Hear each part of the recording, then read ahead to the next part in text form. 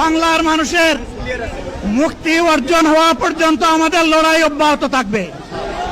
বলছিলাম, জামাতে ইসলামী যদি আল্লাহর ইচ্ছা এবং জনগণের ভালোবাসায় বাংলাদেশের মানুষের সেবা করার সুযোগ পায়, তাহলে মালিক হবে না, সেবক হবে ইনশাআল্লাহ। আজ আমি ঘোষণা দিচ্ছি, লক্ষ জনতাকে সাথে নিয়ে বাংলাদেশ জামাতে ইসলামী থেকে যারা আগামীতে সংসদ সদস্য হিসাবে নির্বাচিত, যদি আল্লাহর ইচ্ছায় জনগণের ভালোবাসায় বাংলাদেশ জামাতে ইসলামী থেকে সংসদ সদস্যরা নির্বাচিত হয়ে সরকার গঠন করেন, তাহলে কোন এমপি, কোন মন্ত্রী আগামীতে সরকার কিন্তু প্লট গ্রহণ করবে না।